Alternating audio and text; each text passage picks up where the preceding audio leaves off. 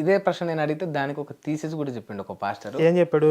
ఏమన్నాడంటే ఆదాము అని ఇద్దరు వాళ్ళు దంపతులు ఉంటే వాళ్ళు ఏదో పండు తినకు అంటే తిన్నందుకు అది వాళ్ళకు పాపం అయిందట.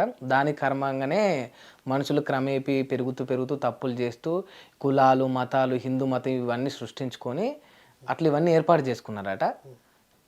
ఆ రకంగా ఇప్పుడు ప్రపంచంలో కులాలు మతాలు ఏర్పడ్డాయి. నేను హిందూ మతంలో పుట్టాలి నేను కోరుకుంటే నేను పుడతానా? మీరు క్రైస్తవ మతంలో పుట్టాలి మీరు కోరుకుంటే మీరు పుడతారా? వాళ్ళని ఆయా మతాల్లో పుట్టిస్తున్నది ఎవరు? ప్రపంచంలో మతాలు ఏర్పడ్డాయి, ఓకే, ఎందుకు ఏర్పడ్డాయి తర్వాత చూద్దాం. కానీ ఈ మతంలో వీడు పుట్టాలి ఎవరు డిసైడ్ చేస్తున్నాడు? దేవుడే కదా.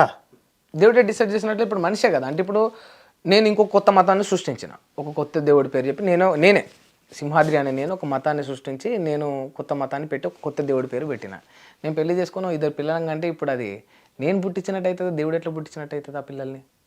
మీరు ఒక మతాన్ని తయారు చేస్తానా? నేను మతాన్ని తయారు చేస్తే ఇట్లనే మతాలు తయారు చేసిరు మనుషులు. మతాలకు కారకులు మనుషులే తప్ప దేవుళ్ళు కాదు అని ఒక పాస్టర్ చెప్పిండు. ఇప్పుడు నేను చెప్పే పాయింట్ ఏంటంటే మతాలు మనుషులే తయారు చేశారు. సరే, ఇప్పుడు ఇస్లాము హిందుత్వం ఆ పాస్టర్ చెప్తున్న ప్రకారం ఇస్లాము హిందుత్వం మనుషులు తయారు చేశారు అనుకుందాం.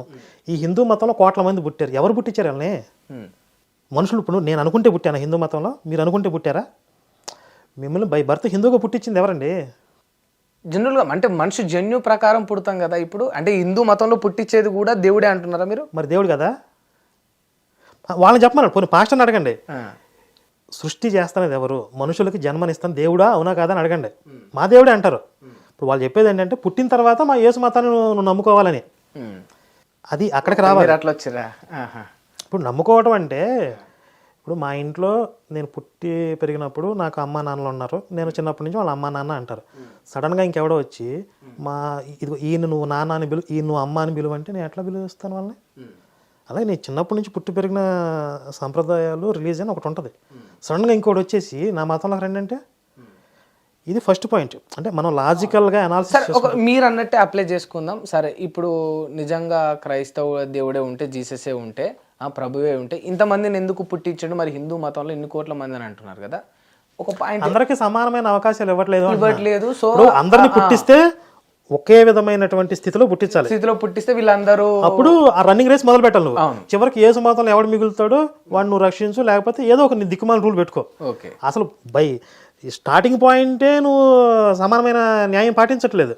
కొంతమందిని అక్కడ పెడుతున్నావు, కొంతమంది ఎక్కడ పెడుతున్నావు, కొంతమంది కుంటోళ్ళు గుడ్డోళ్ళు పేదవాళ్ళు దొంగలు ఎంతోమంది ఎన్నో రకాలుగా పుట్టించి ఇక్కడికి వచ్చిన వాళ్ళని చివరికి నువ్వు ఫిల్టర్ చేసేస్తానంటే అది అన్యాయం కదా. ఇది మతం మారడం, మతంలోకి రావడం వరకు ఇది అప్లికేబుల్. అంతవరకు అయితే మీరు అన్నట్టు ఓకే, ఏకీభవించవచ్చు. నిజంగా దేవుడి పరంగా ఈ శక్తి పరంగా చూసుకుంటే మరి క్రైస్తవ్య మతంలో పుట్టిన వాళ్ళ సంఖ్యనే ఎక్కువ ఉంటుంది కదా ఈ ప్రపంచంలో.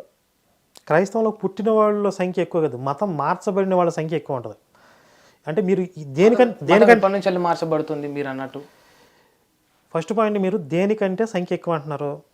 హిందువుల కంటే కూడా క్రైస్తవుల సంఖ్య ఎక్కువ. ఓవరాల్గా ఈ ప్రపంచంలో చూసుకుంటే హిందువుల కంటే ఎక్కువ. కానీ నిజంగా హిందూ దేవుడే మీరు అన్నట్టే ఒక పరమాత్మే నిజమైతే ఇంతమంది భక్తులు అట్లెట్లా పుడుతున్నారు? ఈ సంఖ్య మేజర్గా ఉండాలి కదా పరమాత్మ నిజమైతే. దీనికి బైబిల్లోనే యేసు ఒక సమాధానం చెప్తాడు. ఇరుకు మార్గమున ప్రవేశించుడి, జీవానికి పోయే మార్గం ఇరుగ్గా ఉంటుంది, నరకానికి పోయే మార్గం విశాలంగా ఉంటుంది, దాంట్లో అనేకులు ప్రవేశిస్తారు అంటాడు. సత్యాన్ని కనుగొనేవాళ్ళు కొందరే అంటాడు. ఇదే మాట భగవద్గీతలో శ్రీకృష్ణుడు చెప్పాడు. ముందే శ్రీకృష్ణుడు చెప్పాడు, తర్వాత వేసి కాపీ కొట్టాడని తెలియదు. నన్ను కనుగొనడానికి, నన్ను తెలుసుకోవడానికి ప్రయత్నించే వాళ్ళలో ఒకానొకడు మాత్రమే నా యథార్థ స్వరూపాన్ని తెలుసుకోగలుగుతున్నాడు. అలా ప్రయత్నించే వాళ్ళు కూడా కొందరే, కోటాను కోట్ల మంది ఉంటారు.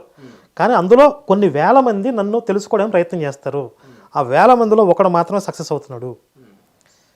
మరి ఇన్ని కోట్ల మంది ప్రయత్నించట్లేదు కాబట్టి ఇది సత్యం అనలేంగా. సత్యాన్ని తెలుసుకోగలిగేది తక్కువ మందే, ఫిల్టర్ అవుతారు కదా అబద్ధం వైపు. ఇప్పుడు నిజం లేచి బట్టలు దొడుకునే లోపు ప్రపంచం అంతా అబద్ధం చుట్టేస్తుందని ఒక సామెత చెప్తారు.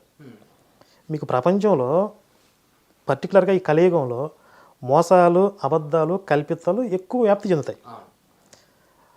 ధర్మం ఒక వంతు ఉంటే అధర్మం 3 పాదాలతో నడుస్తుంది. కలియుగ ధర్మం అని చెప్తారు. అదే కదా జరుగుతుంది. కాబట్టి తక్కువ మంది నమ్ముతున్నారు, తక్కువ మంది తెలుసుకోగలిగారు అంటే నీ సత్యం అనే ఒక మనం విశ్లేషణ చేయాలి. అట్లా అట్లా వచ్చేదా? అర్థమైందా? అందుకే సత్యం అంటున్నా. ఇది నరకానికి పోయేవాళ్ళు అనేకులు.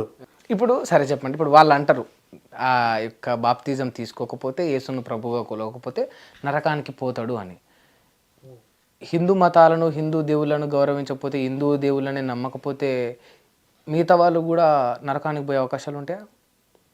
అట్లా అని ఎక్కడా లేదు, నాకు తెలిసినంత వరకు లేదు. ఎందుకంటే హిందుత్వం యొక్క తాత్విక ధోరణి ఆ విధంగా ఉండదు. మనకి భగవద్గీత పరమ ప్రామాణికం అందరికీ. అందులో శ్రీకృష్ణుడు చెప్పేది ఏంటి? ఎవరైనా సరే అన్య దేవతలని పూజించదలిచినచో అతనికి ఆ దేవత మీద శ్రద్ధ కుదురుకునే విధంగా నేనే చేస్తానంటాడు. అదే బైబిల్లో వేరే దేవతలను పూజించి చంపేస్తానంటాడు, రాళ్లతో చావగొట్టను అంటాడు. కానీ శ్రీకృష్ణుడు ఏమంటున్నాడు?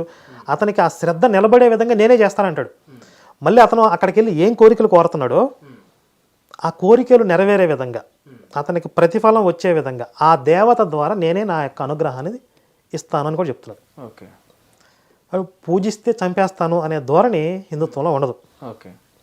కాకపోతే ఒకటి చెప్పాడు, అంటే ఈ కామ్య కర్మలతో లేకపోతే కోరికలతో దేవతల్ని ఆశ్రయించే వాళ్ళు ఆ యొక్క దేవతల లోకాన్నే పొందుతారు, అత్యున్నతమైనటువంటి నా పరంధామాన్ని చేరుకోలేరు అని చెప్తారు. అంటే ఇవన్నీ కూడా తిరిగి వచ్చే లోకాలు. 14 లోకాల్లో సత్యలోకం వరకు, బ్రహ్మలోకం వరకు కూడా అన్నీ తిరిగి వచ్చే లోకాలు ఉన్నాయి. అంటే జన్మ పరంపర కొనసాగుతూ ఉంటుంది. కానీ పరంధామానికి వెళ్ళి మళ్ళీ తిరిగిరాడు, మోక్షాన్ని పొందినవాడు. కాబట్టి ఈ దేవతలను ఆశ్రయించే వాళ్ళు ఈ జన్మచక్రంలో పడి తిరుగుతూ ఉంటారు, కోరికలు నెరవేరుతాయి, పూజించవచ్చు. మీరు అంటున్నట్టు అంతిమానికి చేరు, కానీ మోక్షాన్ని పొందలేరు.